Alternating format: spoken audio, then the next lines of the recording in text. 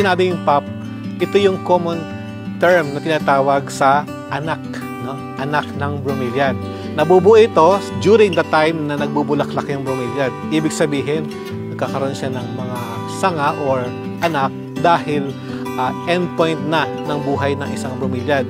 After niya mag-flower, so yun na yung reason kung bakit siya magbibigay ng anak.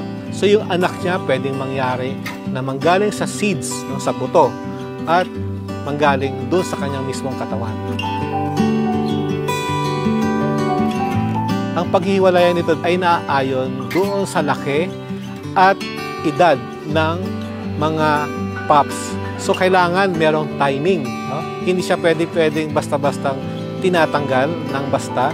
Kailangan merong timing. Kailangan mature na yung kanyang katawan. Ibig sabihin, yung kanyang connection doon sa kanyang ina, dapat matigas na yung parte na yon, nang sa gayon ay mabuhay siya.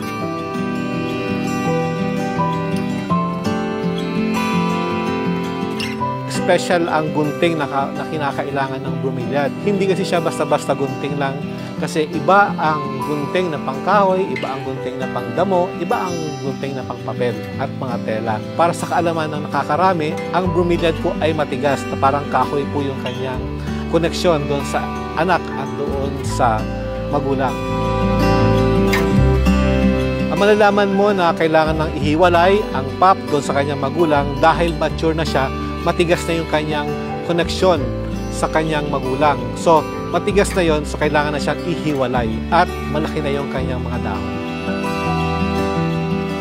Upang maihiwalay ng maayos yung pop doon sa ina, kailangan tuyo muna yung halaman. Ibig sabihin, tuyo muna yung magulang ng halaman, kasi kung hindi natin tutuyuin yun, mataas ang tsansa na magkaroon ng fungal infection. Pag magkaroon ng fungal infection, mataas ang posibilidad na yung ina at yung pop ay mapatay dahil magkakaroon siya ng infection. Pagkatapos maihiwalay ng pop sa kanyang mother, kailangan siya munang patuyuin dahil sa may sugat siya na sariwa na posibleng pagpasukan ng mga bakterya, ng mga fungal infection. So, pagkahiwalay sa kanya, automatic na kailangan siyang bigyan ng fungicida. Lahat ng klase ng fungicida ay pwedeng ilagay sa kanya para maproteksyonan yung sugat na galing doon sa paghihiwalay sa kanya. Ito ay kailangan patuyuin ng mga ilang araw. Depende sa panahon. Panahon ng tag-init, mas short yung waiting time para siya patuyuin. At during rainy season, mas matagal siyang ihahang. Ihahang lang naman siya ng air dry para matuyo yung sugat niya.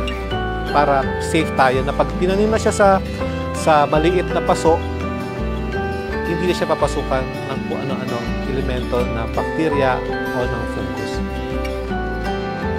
Yung pops depende sa klase ng bromeliad.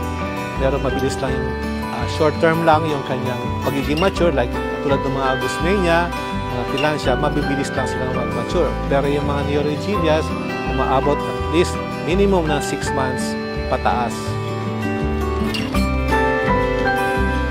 Ang dami ng production ay masasabi mo sa laki ng halaman. Pag maliit ang halaman, konti ang maibibigay na pop o anak.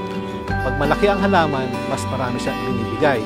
So, ang pamamaraan ng production nito ay ang pwedeng tusukin, ipok yung pinakagitna ng ina o mother plant para mapuwersa siya na maglabas ng mga anak sa mga kanyang gilid. Ititigil mo yung kanyang paglaki, yung kanyang pag-grow. So, magbibigay siya ng maraming anak dahil doon na mapupunta yung attention ng isang halaman ang magbigay ng anak, imbis na lumaki siya.